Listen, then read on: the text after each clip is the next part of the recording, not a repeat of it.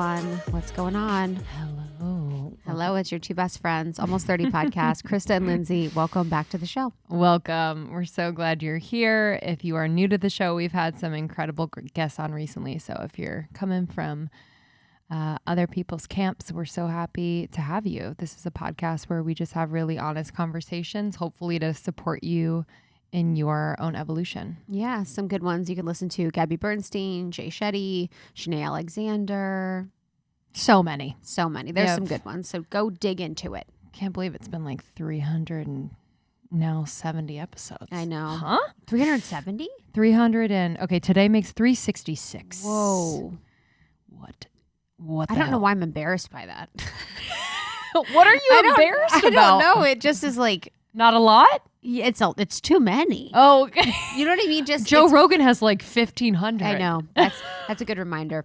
But it's just the reminder that like there are 370 hours at least of me talking. I know. Recorded out in the world. It's going to be scary.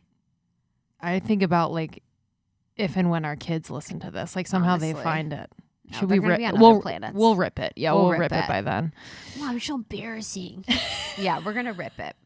We are totally going to rip it. Lindsay and I were laughing. We had a Zoom interview. We've had a few Zoom interviews because we've been, you guys, have you heard about quarantine? I'm in quarantine. And it has been hilarious at points just to be staring at a freaking face on Zoom for hours. Honestly. I've had moments of severe immaturity where I have to, I'm like choking on any beverage I drink because I'm laughing so hard, and then I have to turn off the video and turn off the mute, and then it is like nothing. You always click off like at the end. So we'll be interviewed by people and they're like, oh yeah, they're ending the interview and Lindsay's like, bye. and then normally you'd like wait and you linger on and be like, that was amazing. Thank you so much. Lindsay's like, click bye, which is literally so not like you. That's why it's so funny. I know. Because normally you'd be like, oh, I'm going to stay on and talk to them for as long as I need to. But you're like, all right, this is a boundary. Bye-bye. But it's true. I mean, I've been trigger happy. It's sometimes when I'm on Zoom, I start to laugh because I'm like, you're thinking so hard. You're like, hello. I was on with like a potential just a company that wanted to like talk to us about what they do. And it was at the end of the day. I know. I was like it's dirty to say sponsor. You're like, it's a company that maybe is interested in what we do. And we also have interest in what they do. A company that will maybe send us money in exchange for it. Yes. But this guy was so sweet and had a presentation and it was awesome. Oh, I love that. And it was so hard for me to change my face. I was just I was staring at my greasy hair. I was like, what is happening? But bless.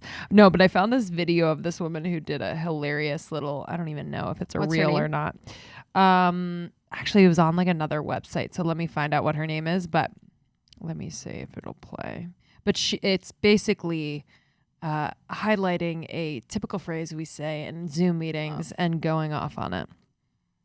Yeah, and just like piggybacking off of that, just doing a backflip off of what Abby just said. I agree, and actually just to like catapult off of that, just like hurling myself into oblivion off of that, for sure. And then just like having someone shrink me down and then shoot me out of a slingshot off of that. Yeah, and just like piggybacking off of that. That's Caroline K. Bork on Instagram or on TikTok, I suppose. Have you ever seen Long-Haired Businessmen? Oh my God, no. Where? It's on Amazon Prime. It's the best. It's like it's a skit show from Funny or Die. Cool. And it's these long-haired businessmen, and there's just these guys that like do all that. They'll be in a meeting. They're like, all right, we need to see what's going on with the Torrance group.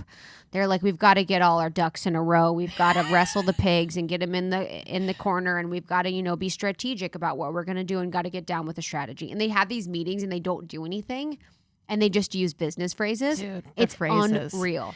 You know who's king of using phrases? Not those in particular, but repeated phrases is Sean. And I've been like... Dude, that's big facts. Yeah. In finance. He's like, I say that to say... He has these things that he always says. And I'm like, whoa, that is a whole vibe. But he's so good at it. It's like, we're going to hit home run with it.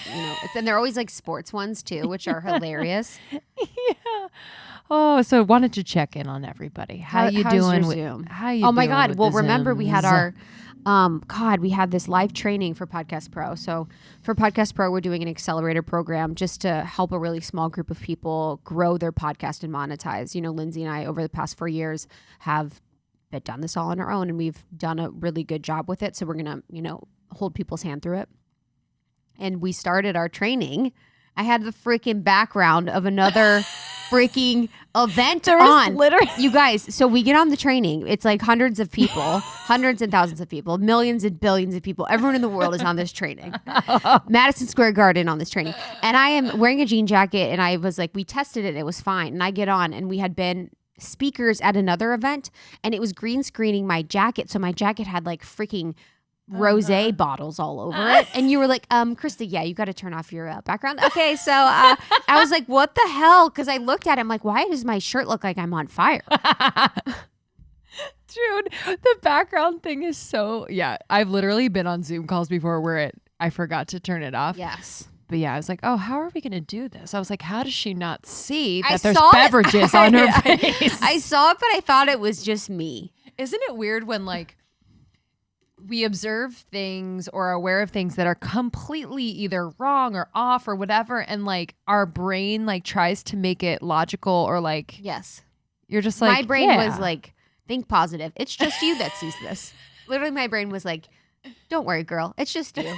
No, it's hundreds and thousands of people being recorded. millions and bajillions. It's everyone in the world. Oh wow! And I was so freaking embarrassed. so I slammed my embarrassed. laptop down and I hit the road. I said, this isn't for me. I'm giving up. Anyways, okay. Anywho, Let's do a little announcement and news, almost 30 stuff before we get into this. This is a really fun one because sound healing is my favorite healing technique.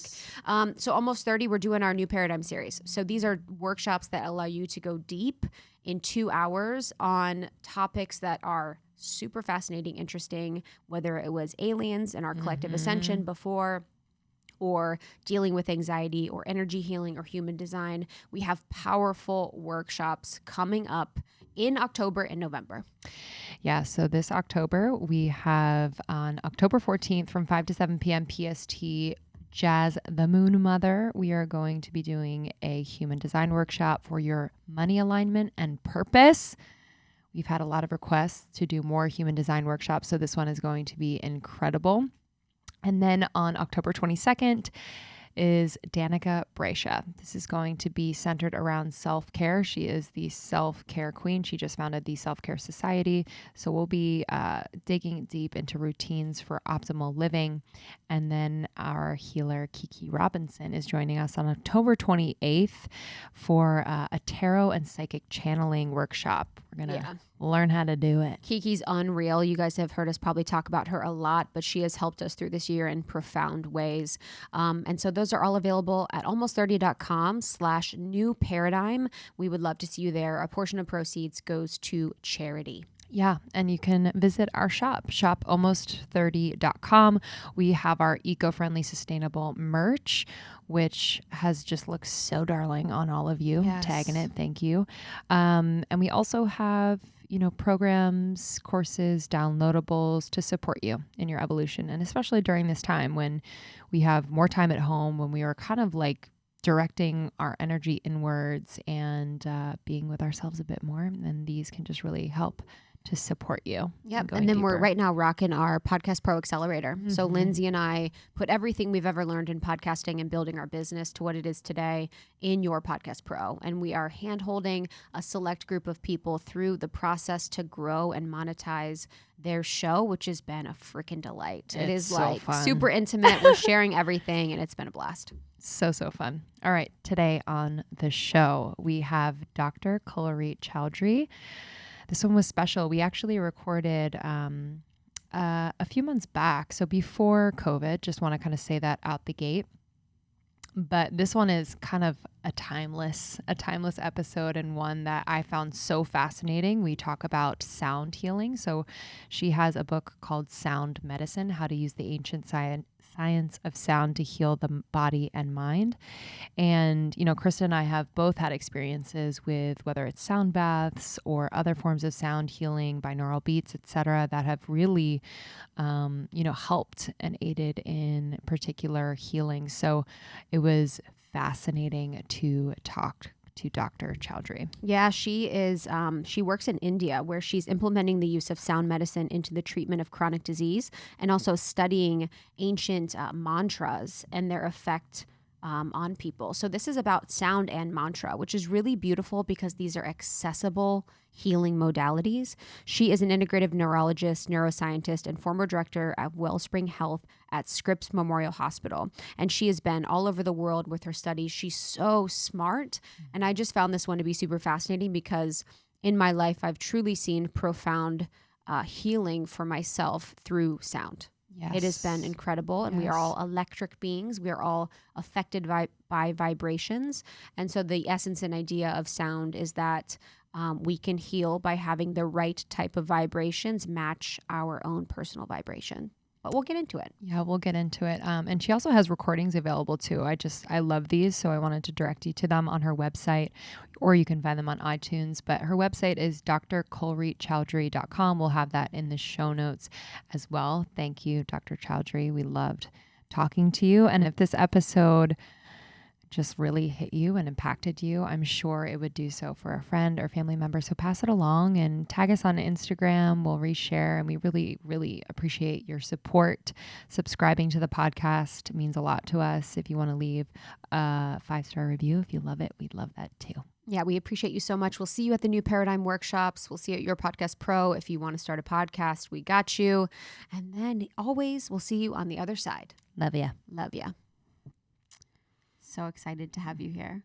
I'm so excited to be here. A long time coming. I feel like within our community, we talk often about sound healing, and as I've really leveraged it as one of my favorite tools, to heal.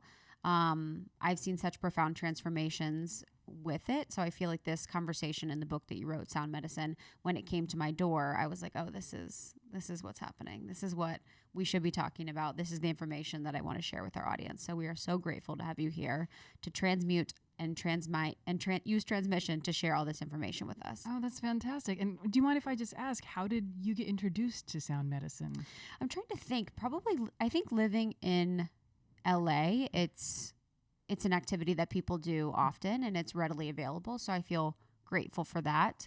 But I started to do it maybe 2 years ago, and do it probably once a week when I'm home, and do it as like a nervous system reset, as like a calming mechanism, as just a healing modality, and just to calm my anxiety in a lot of ways. And it's just been really, really helpful for me. So now at our retreats, we bring sound healers in.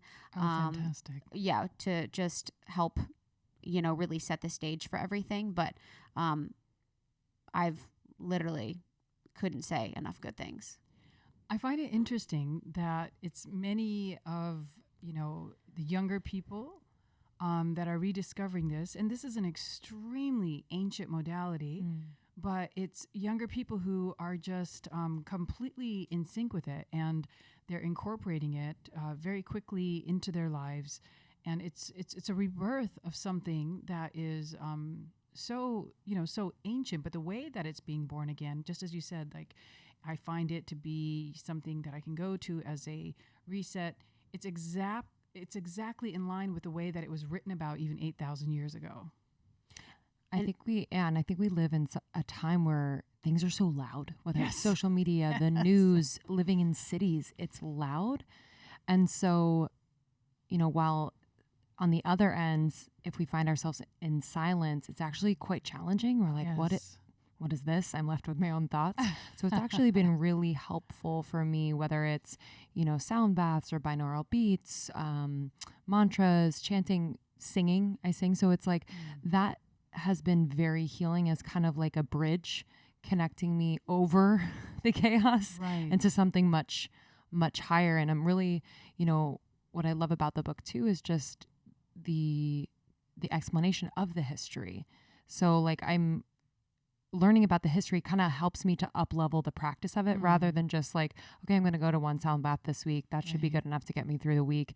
It's really understanding that this was like a part of daily life and up leveling and healing and connecting to the divine, you know, in cultures for many, many centuries. So yes, and the divine really within ourselves, and that sound actually led to that experience of silence. One question that I got as I went to different interviews is, you know, can sound ever be harmful? And I said, yes, that's the world we actually live in. You know, we have lived the harmful side of sound. You know, when I'm asked to give examples, I said, leaf blowers. Like, why do we have leaf blowers? Like, you know, why are we waging a war against leaves? You know, what have leaves done to us? And it's just such an awful, awful sound.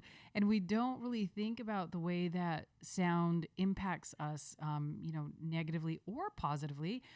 But we're actually implementing all of these new technologies that impact us negatively. And I find it, you know, somewhat sad that the advertising community, the, you know, marketing communities have figured this out. And so when you're in certain restaurants, you're in certain stores, they put sound, they put music on for the customers that will make them buy more or eat more. But that the health community, the health industry isn't embracing the fact that this has an impact. It could be positive or negative, depending on the way that you use it, and that we're not exploring the positive aspects of it. Even though there's, you know, very good studies, we're just not embracing it as quickly as people who are trying to manipulate, you know, shoppers into a certain kind of shopping habit. And what kind of music would manipulate someone into that? Like, what should the music that people be aware of when they're in shopping situations or at restaurants? If you go to most restaurants or if you go to many of the shops, it's chaotic music. And what happens is that when there's chaotic music, your ability to focus and make more rational and logical decisions is lessened. And if you listen to, for example, you know, many of the mantras that are played in like the temples in India or in the sound baths when you're listening to like the singing bowls or gongs, it's non-chaotic, it's rhythmic music.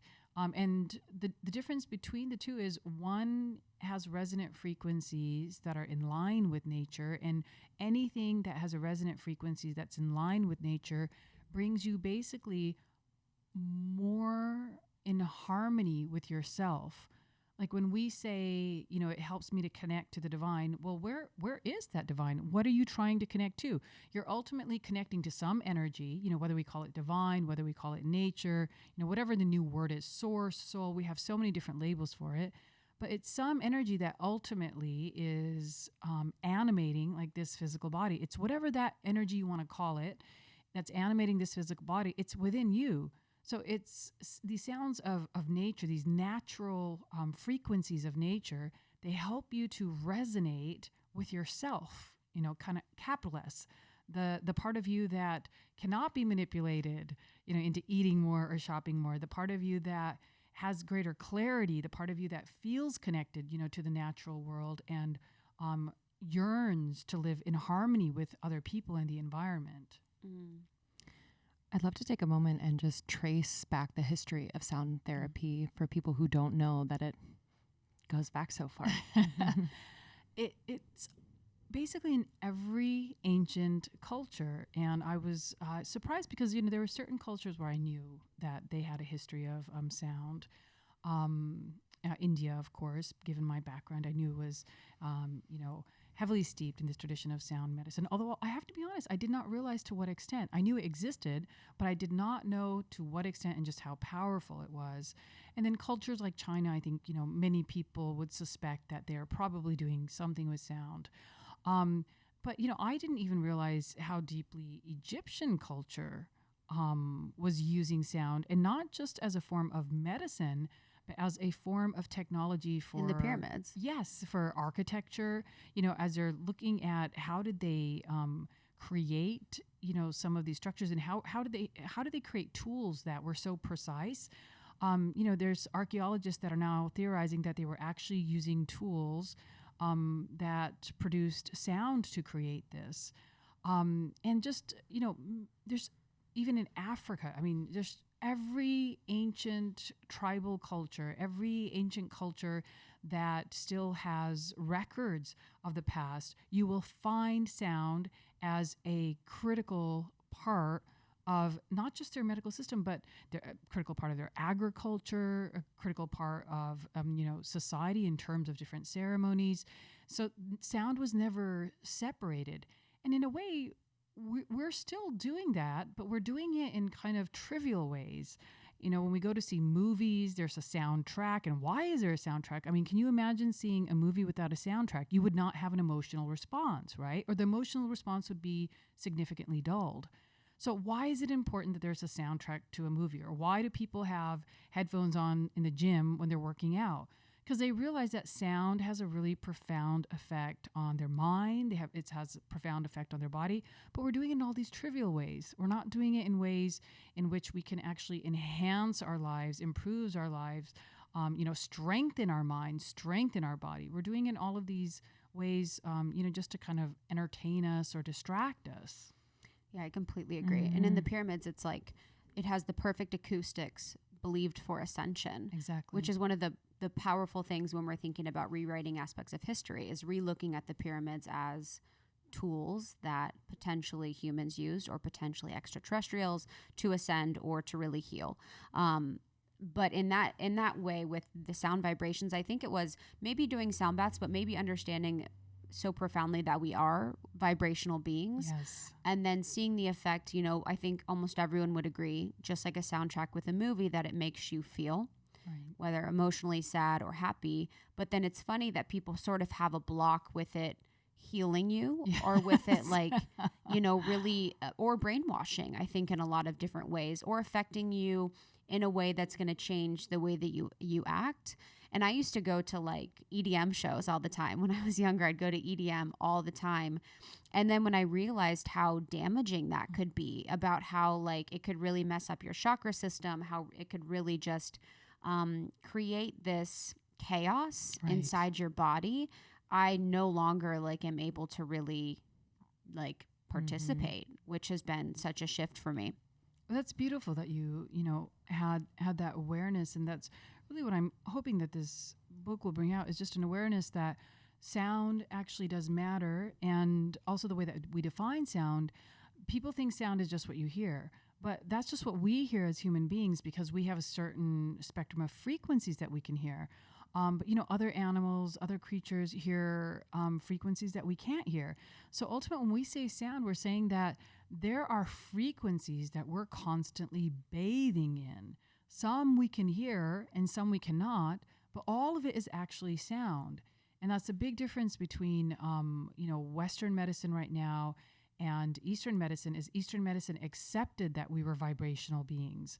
They accepted that the human body was a very small part of human existence, that there were all of these other, fields, essentially, that when taken together, that was really what characterized the human being. And we're slowly starting to move into that direction. And there's an entire new science, as I talk about in the book, biofield science, that is forcing the scientific and medical community to acknowledge that our current models of the human body, they do not take into account, a basic paradigm for why things like acupuncture, why things like Reiki, why things, like meditation work as profoundly as they do. So we're inching our ways towards that. And, quantum physics has helped so much in actually revealing some of the fundamental aspects, of the way that all matter is structured.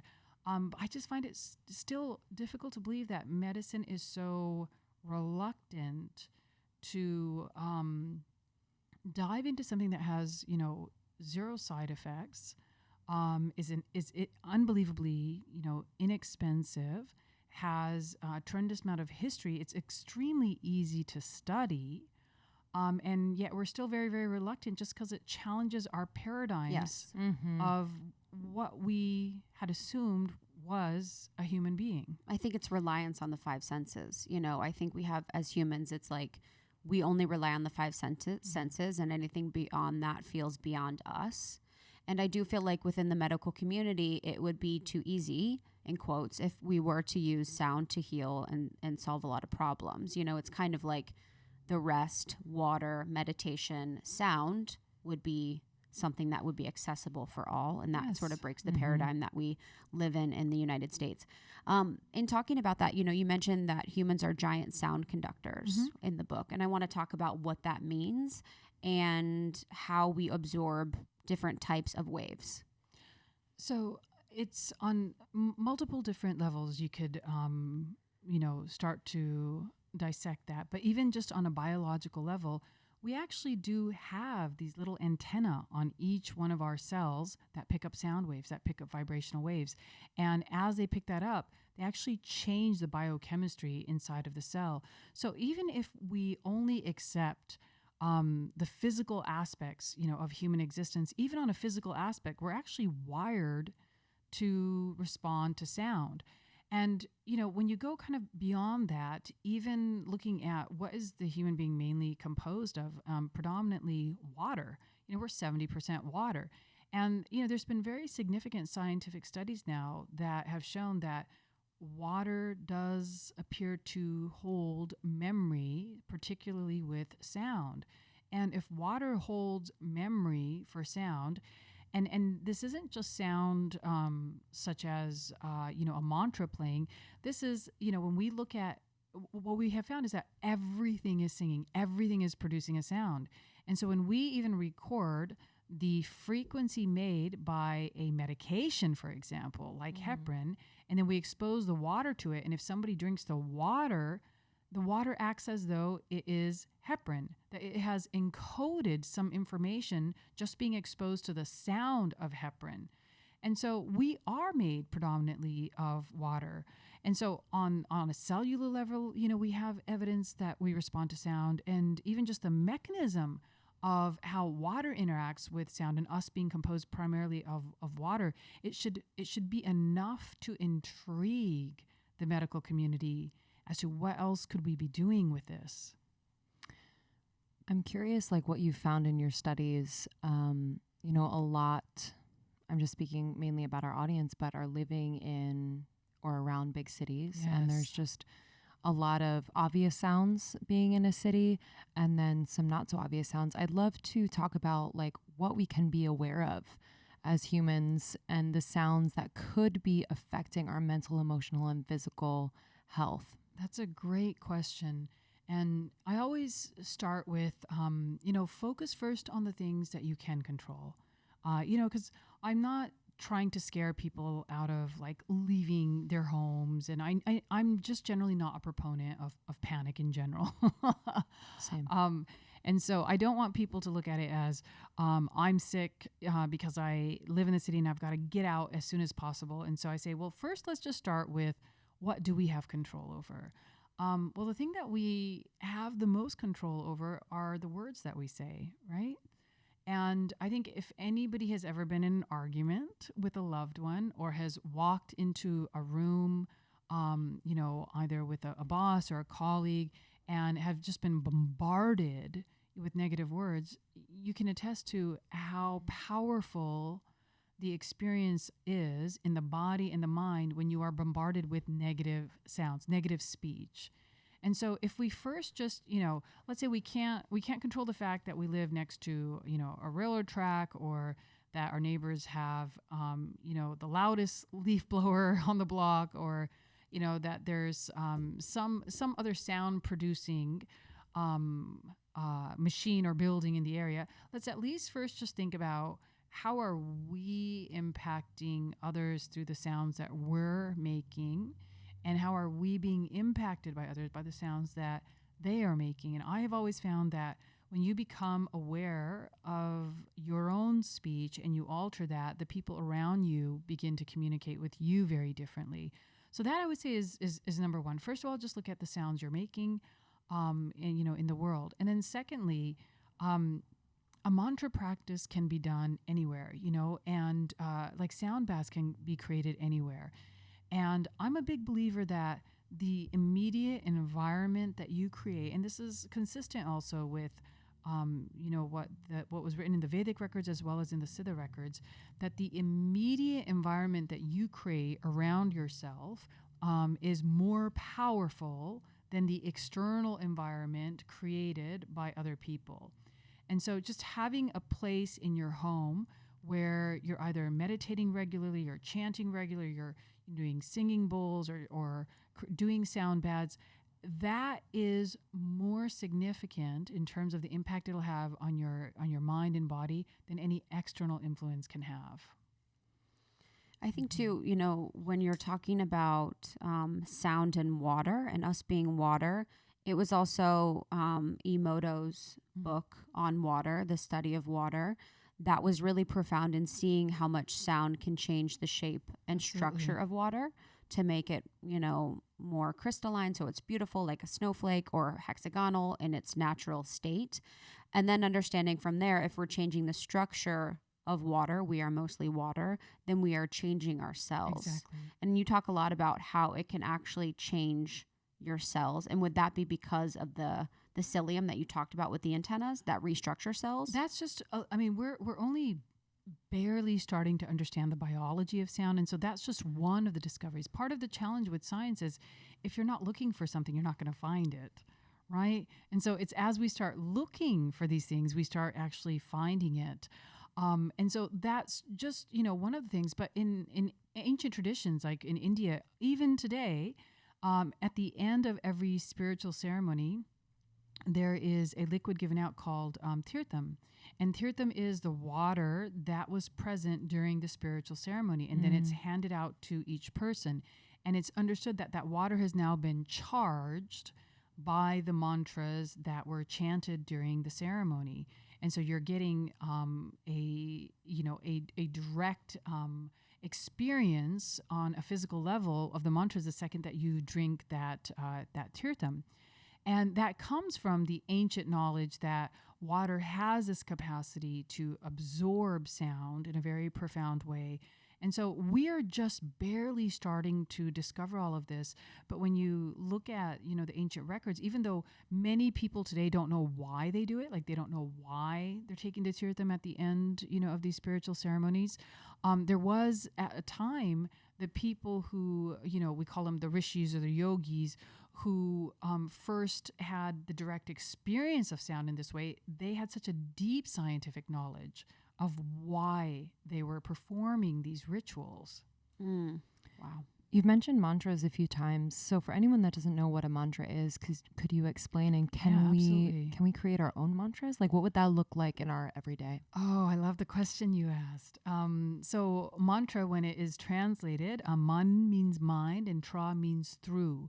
So mantra literally translates into through the mind. So it's a tool or it's a technology to help you get through the mind. And I love your question of can we create our own mantras, because that is something that has become very popular, like, the Nike slogan, like just do it, right? That is my mantra, is just do it. Well, those kinds of mantras that are human created are for the mind. So they don't get you past the mind, they help to condition the mind. But the goal of traditional mantras is to actually transcend the mind. And so the traditional definition of a mantra is a sound that was not created by a human being, but perceived by a human being in a certain state of consciousness. And that those sounds were actually sounds of nature that became audible, that are otherwise silent, but when you go into deep states of meditation, actually become audible. And then when these yogis, when these rishis then verbalized them, they were known as mantras. And some mantras are longer, but all of the longer mantras are always composed of what we call Bija Mantras. And Bija Mantras are seed mantras. And seed mantras is the core vibration. And so an entire mantra can still be summarized just by the Bija Mantra. Do you mind if I give you an example? Please. Okay. So at the center that my husband and I run in India, every morning we start the day for all of the guests with a sound bath. And so he chants these very ancient Tamil mantras. And Tamil is the oldest language on the planet. And so these are very, very, very, very old mantras. And so everybody is lying down and he's chanting the mantras. So typically we do one mantra it's a chakra meditation. I mentioned that in the book, and it's for just clearing all of the chakras. And that's kind of our maintenance, like sound bath. That's something that we have everybody do. But then when the coronavirus came out, we searched for what were the mantras that were used to help reduce the spread of viral infections. And so the mantra that is used for that, I'm going to tell you the full mantra, and then I'll show you the Bija mantra in it. So the full mantra is Om Kreem Mahakali Sarvarogam Nasi Nasi. So I'll just chant it the way that we do in the class. So it's Om Kreem Mahakali Sarvarogam Nasi Nasi. But the Bija mantra in that is Kreem, Kreem, Kreem. So if somebody doesn't want to chant the entire mantra, you still have the Bija mantra Kreem that could be recited. Does that make sense? Yes. And you would see the same benefits? You would see the same benefits because the Bija mantra actually holds the entire mantra. And the question could be, well, then why even do, the full mantra? And it's really a question of preference. Like when you understand what the translation of the mantra is, it's a very, very beautiful mantra. You're basically, you're calling upon the divine feminine energy. You can call it whatever you want, Mother Nature or the divine mother, but you're calling upon the divine feminine energy to rid yourself of all negativity, both in the mind and in the body. And so because a mantra practice is powered through the sense of devotion, and so if you're reciting mantras like a robot, it actually doesn't bring the full power to them, but it's in your ability to be able to connect in your heart to that sense of love and devotion, that then it actually charges the mantra. And so for some people, chanting the entire mantra, which is what we do, creates such a sense of connection to the Divine Mother. And when we chant it, we actually hold the intention for the entire planet. So initially we were doing it for China, and then as it spread, we hold the intention for the entire planet. And so we first just connect with our heart to whatever energy people can perceive as that, feminine energy that cares for all of creation. And then as you're chanting it, for some, it's just so easy to connect with a mantra that has the meaning, but it's not necessary. Mm. And do you have to, for like specifics, do you have to do mantras for a certain amount of time at a certain point in day? Great question. It's a very, very good question. So for this mantra, we typically recommend about 30 minutes. And so at the center, we do 15 minutes in the morning and 15 minutes in the evening. And in terms of time of day, ideally, first when you awaken, after you take your shower, and so you can start your day, and then at the end of the day, right? Because those are two times that are really powerful times. In the beginning of the day, it sets the vibration for the day. And at the end of the day, it helps to negate kind of all of the negativity, of the day. And the reason why you do need to do it for a certain amount of time is you're trying to create resonance with it, right? And so that sound is competing, in a sense, with all of the other sounds that you're bombarded by throughout the day, including the unheard sounds of your own thoughts. So you have to do it long enough. And usually it's between 20 to 30 minutes. I usually like to suggest 30 minutes, but usually that amount of time when you're doing something repetitively on a daily basis, it does start to saturate, the subconscious mind. It does start to actually resonate within yourself. I found myself, because we do that, mantra every single day at the center, I noticed that on the flight here, it was just running through, my mind continuously. Mm-hmm. In preparation for our conversation, I was kind of reflecting on moments where I've felt so deeply moved by sound. Mm-hmm. One instance in particular, it's an extreme example, but it was very profound for me in a plant medicine ceremony, and I heard the shaman singing. Mm. And it sounded like a raindrop falling from leaf to leaf. So for me, that's what it felt like. And it also evoked so much emotion, and it also evoked a lot of memories. Yes. So I'd love to talk about, how sound can evoke emotion, drum up memories, and why that feels good sometimes and why it doesn't. It's a wonderful question, and what you're describing, your experience with the shaman is, these sounds are sounds of nature, so it's not uncommon where you will suddenly kind of hear, like people often say that the sound of Om is in the ocean, that when you're sitting in the ocean, you'll actually hear that primordial mantra, coming from the ocean. So all of these Isn't sounds, it the sound of the universe? it's supposed to be the fundamental, it's one of the fundamental vibrations. And so you should be able to, as you become very steady, you'll hear these sounds actually emanating from nature. So the actual teaching of mantra, meditation and chanting, is that it has to be a devotional practice. That when it is not devotional, which essentially just means that you're connecting to your heart or you're connecting to your emotions, it doesn't have the same power. Emotions are unbelievably powerful. Their potential energy that when it gets released is directly communicating, with the universe, and sound helps to direct that energy. So from an ancient perspective, when they looked at the fields that were surrounding the human being, the field that is connected to the heart chakra is the wisdom body.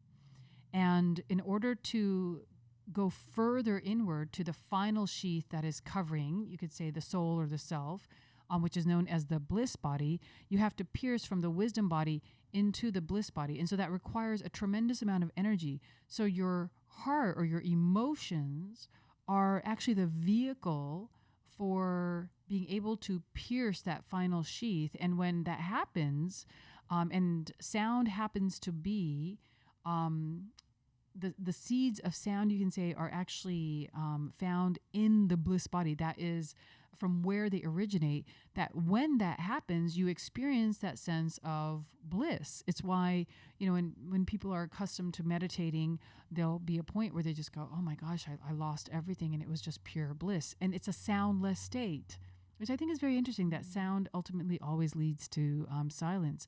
But you'll feel that also from artists or different practitioners who have that same capacity, that through their, voice, they're able to connect to that source of bliss. And through their connection, you become connected. Yeah, it's really profound. And do you think, last thing on the music front, we've talked about, just Krista and I, about like conspiracies in the music industry where like there are certain beats there are certain beats or vibrations, frequencies that are almost like hypnotizing for not a good cause. So I'd love your thoughts. It's hard for me to say, is it conspiracy or is it just such a lack of consciousness, or is it both? And I'll give an example, like just from a medical perspective. Before I, as a general neurologist, like before I got into Ayurvedic medicine and before I went deeply into this, I was practicing medicine just the way that everybody else was. And was I conspiring to keep my patients sick? No, it was just, that was the existing system. Was the existing system created, by somebody at some point to keep people sick? I don't know, possibly. Or are we at just a place where our kind of collective consciousness is so low that that's all that it has access to? And so I feel that a lot of it just has to do with the general state of ignorance in which we live in. People always look at like these ancient societies, like they will look at the Egyptian pyramids, or they'll go to these ruins and they'll say, oh, this was a primitive civilization because there were no televisions, there were no microwaves. Like, we don't see evidence of our modern technology, so we assume that they must be very primitive. What if they had technology such as sound that didn't require, those kinds of instruments? What if their technology was so advanced that you would never have evidence of those kinds of things, because they were at a point where they were really working directly with the laws of nature, which would require less stuff. So, it's really hard to say. When I look in my own journey and I look back to the physician I initially was, the intention was always the same. to help people. But as my own consciousness grew, I just had so much more clarity about, wait a minute, this is actually harmful, or this is an incomplete system. And that continues even now. Like when I look back at my years of practicing, medicine before I went to India, and now the influence of my experiences in India, I mean, I have a repertoire available to me now that I didn't even know about. And so even when I was practicing a holistic system in the US, now I look back at it and I go, oh my gosh, that was such a weaker system than what we now have available to. So I think we're always kind of evolving, but we're just at a state right now, as a society collectively, where we're reaching for really limited solutions. I guess what's an example of people reaching for limited solutions? Like when you say that, can you expand upon that? Yeah. I mean, a really simple one is starting somebody on a medication before starting them on a diet. Yes.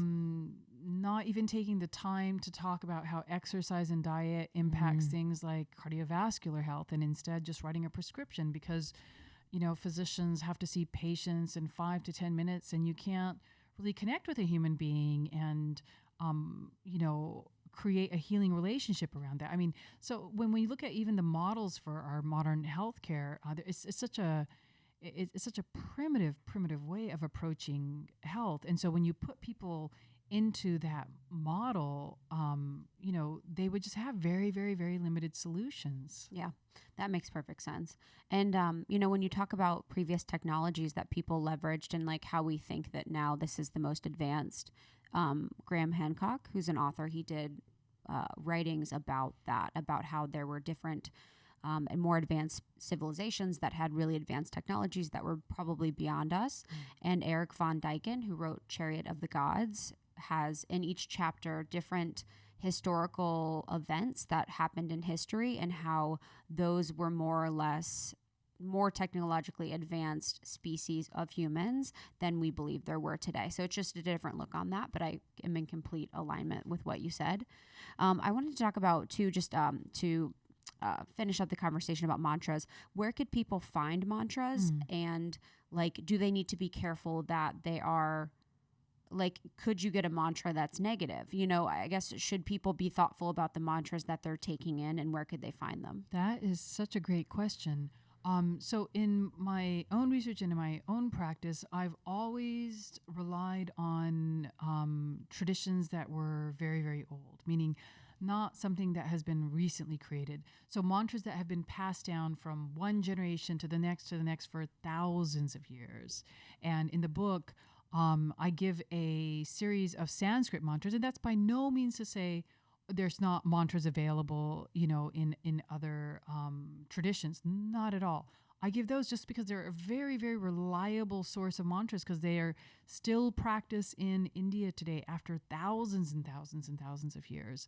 So I would say that if you're going to start a mantra practice, like, make sure that you're choosing, mantras that have actually been around for a very long time, have been well studied, their effects are well known, and most of the mantras that are typically given they're very, very positive mantras, meaning that they are all intended to have a positive effect. One may have more of a positive effect, on wealth. Another one may have more of a positive effect, on health.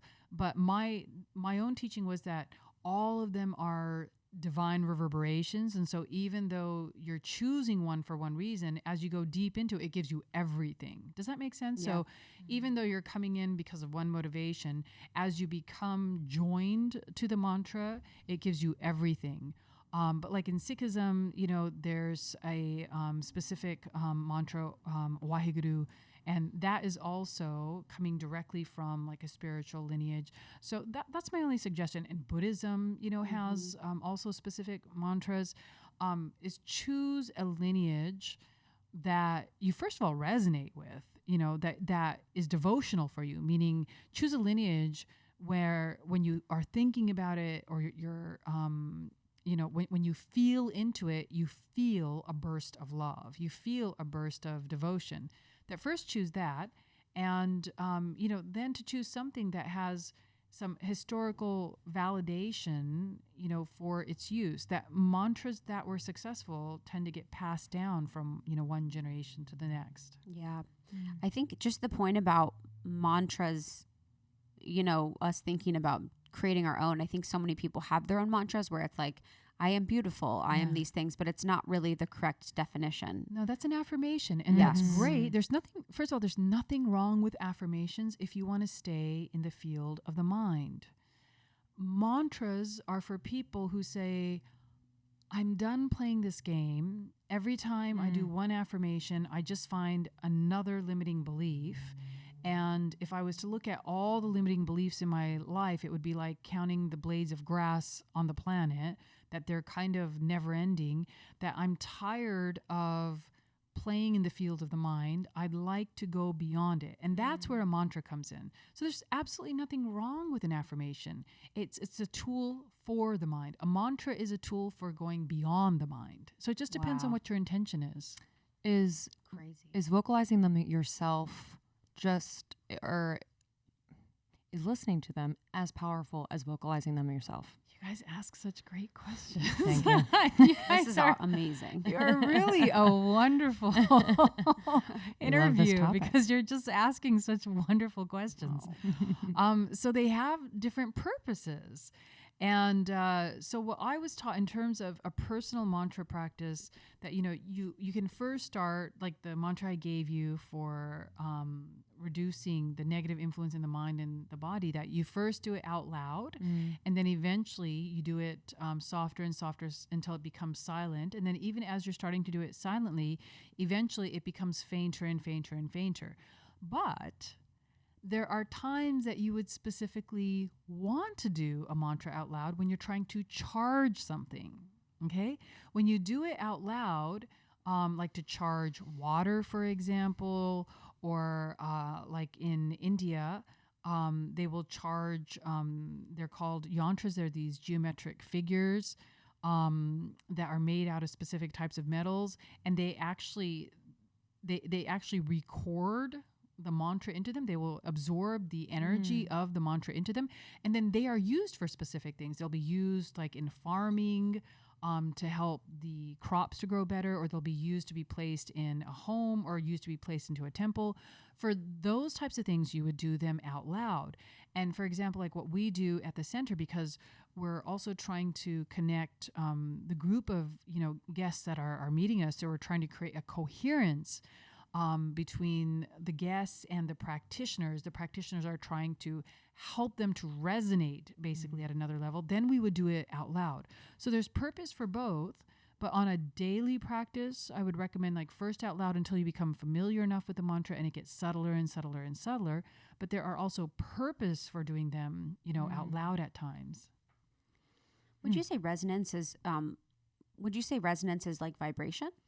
Resonance is when one thing delivers its vibration to another, bringing it back into harmony, you can say, with that initial frequency. Got it. So there's a concept of entrainment, and resonance and entrainment are they're interconnected. We see entrainment a lot in nature, like when you see birds flying in formation. That's a form of entrainment. And when you are exposing the brain to certain repetitive and rhythmic sounds, the brain starts to fire in a particular way. So it becomes entrained to a particular resonance. So the music or the instrument is creating the resonance, and the brain is responding by becoming entrained to that. It's kind of like when you have two tuning forks together, and you hit one and it starts to vibrate, and then eventually the other tuning fork begins to vibrate at the same frequency. Wow. For the in part of the sound baths, generally involves bowls and gongs, and a lot of times the bowls are made of crystal, and then they're infused with charcoal or emerald or some other stone. Can you talk about what's happening and what that technology is that's creating the healing sound frequency. Absolutely. Now, this area is not my specialty, so I can tell you the amount that I do know about it. But I don't want this to be like the end all of the explanation. We're going to cut the whole podcast. It's just this part. This will be your opening quote. This is it. This is your opening quote. Yeah. But when you look at when you look at gemstones and you look at different minerals and crystals in nature, they all have a inherent resonant frequency. We have inherent resonant frequency.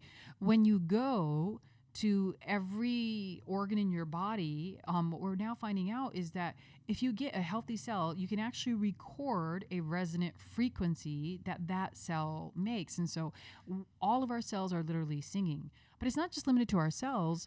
The mineral kingdom, all of these things that we are using, like crystals and so forth, they are all singing. They're just singing at a frequency that is inaudible. And so when you infuse them into an instrument that now creates an audible frequency, you're essentially trying to marry the resonance of that particular material, right, to now an audible frequency that is actually perceptible to the human ear. So you're enhancing the effects by using things in the natural world that have frequencies that are known for healing. Got it. And then just with that, on that point, so if cells have frequencies, I already love your question. Yes. Go, ask it. So if you have a healthy cell that has a frequency, and then you have unhealthy cells that have different frequencies, it would essentially be something that you could do where you would match the frequency or raise the frequency of the unhealthy cells with sound. Yes. This is the whole basis of sound medicine. If people only knew. And people did know. I hope this book finds its way into everyone's hands, because everyone's homes and hearts. It's just wild. If people knew, they would just realize how cool how cool they are as like a body. Yes. Exactly. You know what I mean? It's just so much more fun. Life is so much more Life fun is so when we much talk more fun when you start about these to truths. appreciate it on this level. Yes. No, my whole like brain lit up even when you started with the question, because this was the big aha moment for me too, as I was doing the research, and much of my research came from these very ancient Siddha texts that we're working with in India.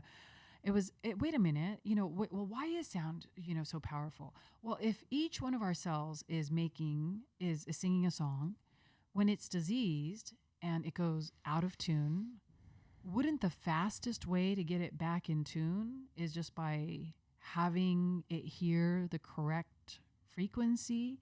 And that's if you were to summarize sound medicine, that would be the easiest way to summarize it, is you're just bringing your cells on a very, very fundamental level back into alignment with their resonant frequency.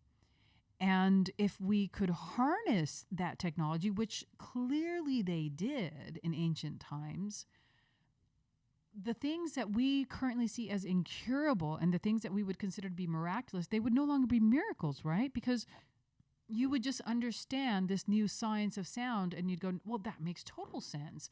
If an organ system was suddenly given the original resonant vibration of health, it would just return back to health. But none of our healing systems or none of our current medical systems approach it that way.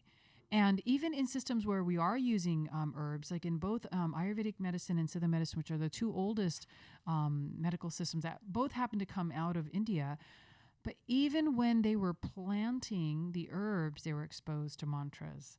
When they were harvested, they were exposed to mantras. When the patient took it, they then said the mantra. Because the whole idea was even the herb was trying to bring that resonant frequency back into the body.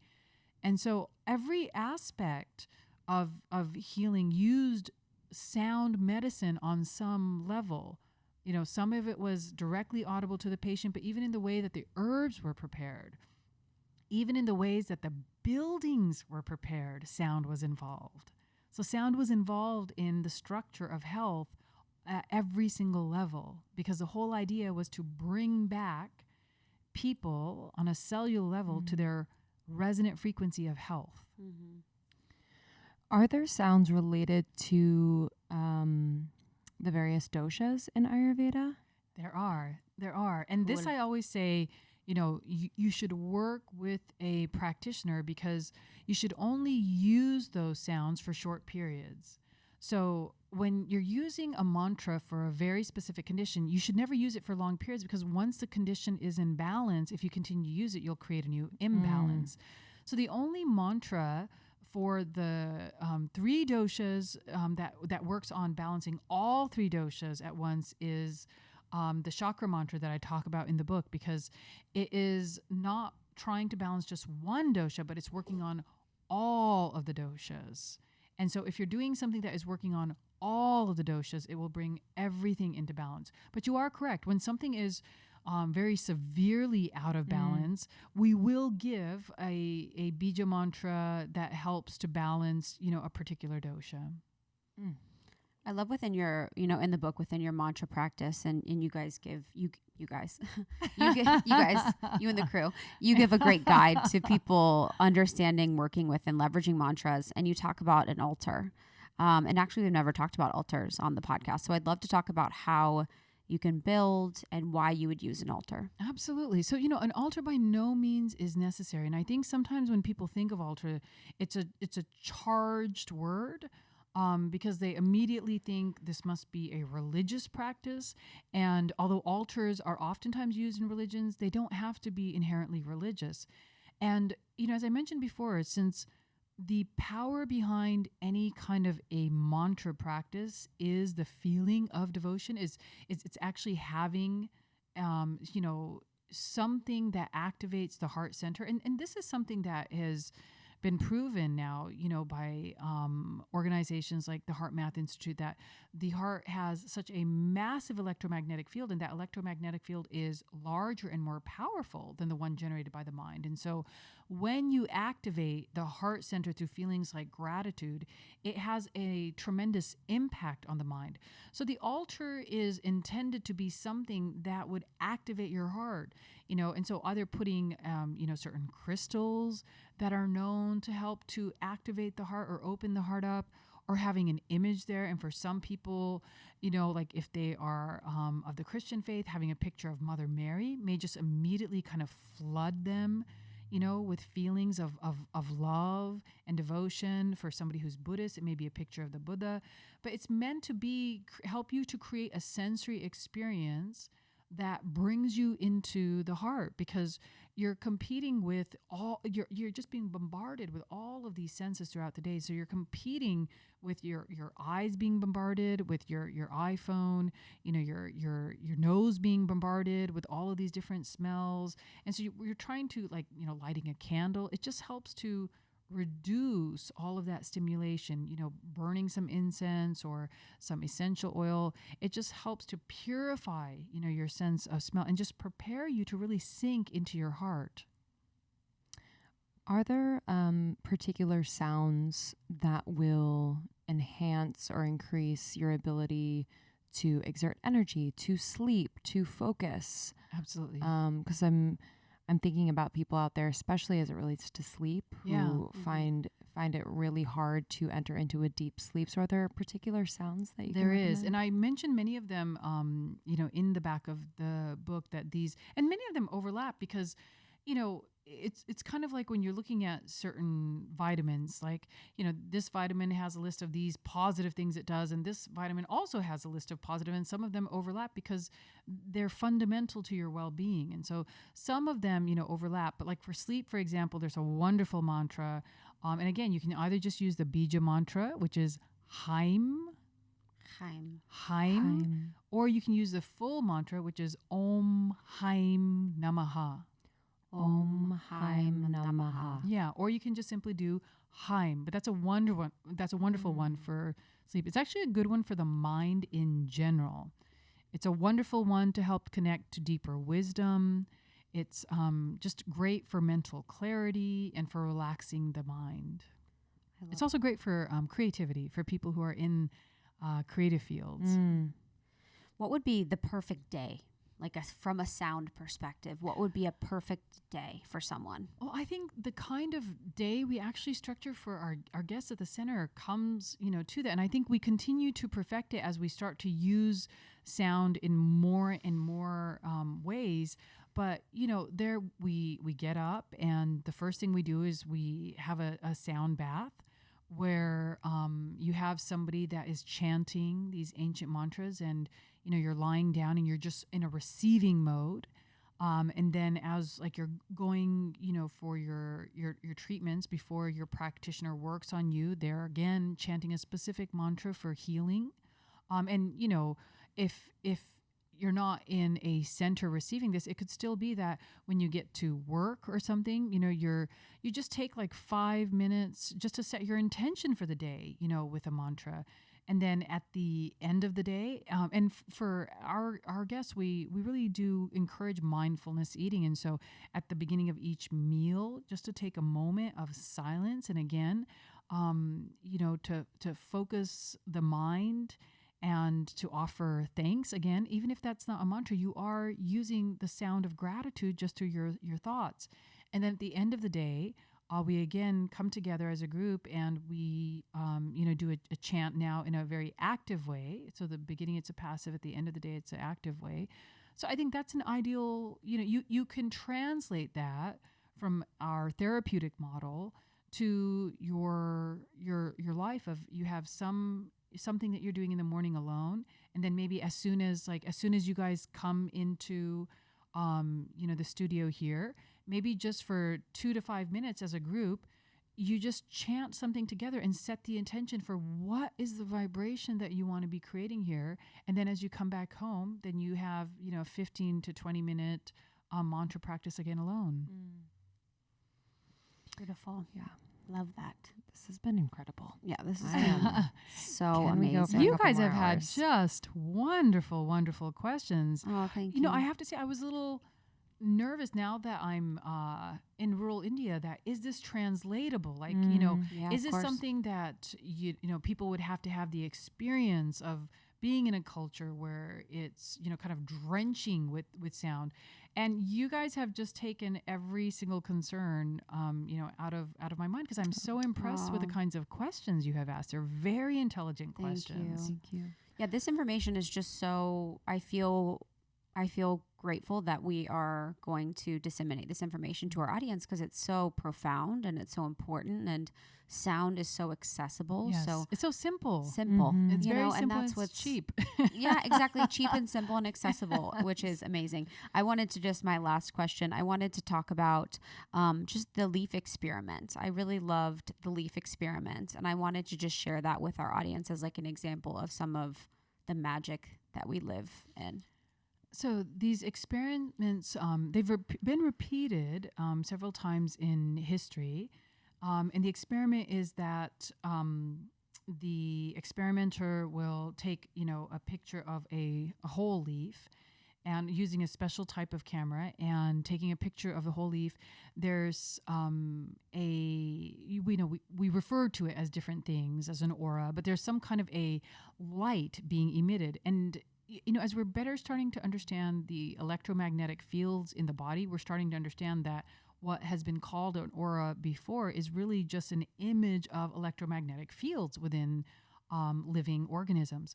So they take a leaf, and they first take a picture of the whole leaf, and so you see the full leaf, and then they cut the leaf in half and take the same picture using the same equipment, and in the more than the majority of the pictures, you still see the whole leaf. So even when you are taking part of the physical structure away, there's still something else that is intact. And that is in alignment with these ancient beliefs that the physical body is important. It is obviously something that we're constantly interacting with, but we are far more than the physical body. And we have these other fields of energy that are still present even when physical aspects of ourselves are not. And this makes a lot of sense as a neurologist, like when people would have phantom limb pain.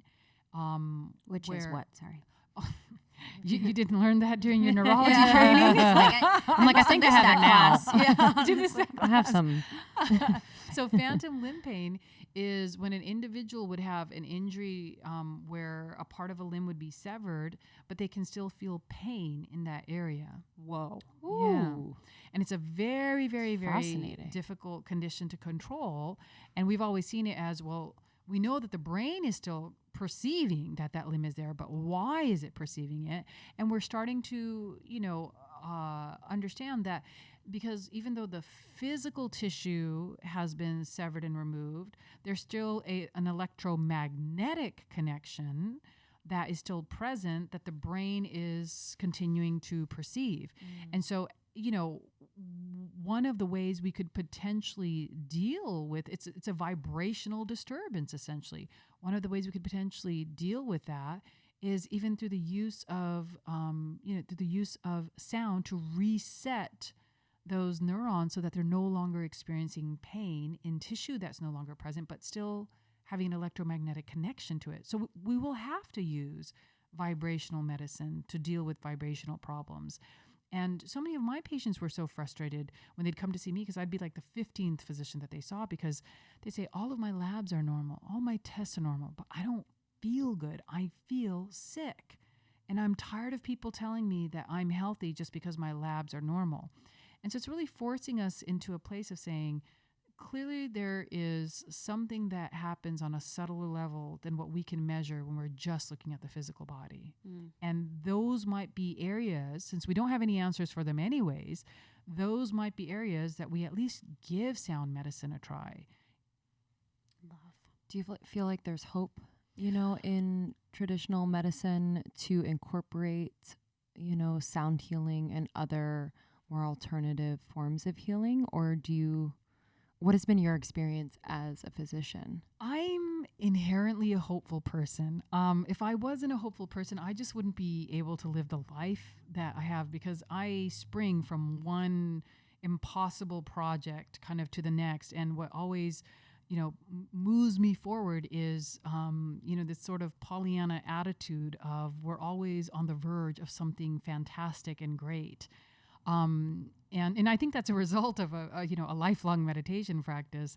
I'm always extremely hopeful. I think that oftentimes, great steps forward come from, huge challenges like, the coronavirus. I whenever these things come out, I always look at it as, here's an opportunity. Here is an opportunity for us to reassess the way that we approach ourselves, the way that we approach life. So I'm perpetually hopeful. I will, for the last day of my life, I will probably be just excited for the future. Oh. Well, we're so grateful you came. This has been so profound and powerful. Can you tell our community a little bit about the book and where they can find it? So the name of the book is Sound Medicine. And today is actually the day that it is available. So it's available on Amazon, and pretty much wherever you would find a book, you would be able to find this one. It is so good. So good. It is so good. We are so grateful you came. Thank you so, so much. Thank you. It has been an absolute pleasure. And what a wonderful way to start the book launch. Oh, good. Really. We're grateful.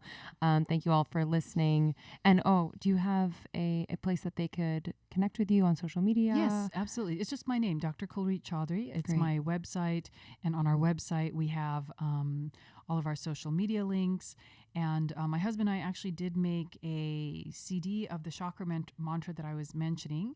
And that's available on iTunes. Again, just Dr. Chaudhary chakra mantra. Great. Oh, and you can download and listen to it. Yes. On it. It's mine. On it. It's mine forever. Thank you so much, Dr. Chaudhary. That was so beautiful. I'm so glad we could share the power of sound, something that we've been super interested in. So thank you for joining us. Yeah, you can get her book, Sound Medicine, anywhere books are sold. And to learn more, you can go to our website, drkulreetchaudhary.com. That'll be in our show notes. Thank you all so much for listening. And thank you to our sponsors for this episode, BioOptimizers. As you know, we love their magnesium. Woo More Play, which they now have a vibrator we love.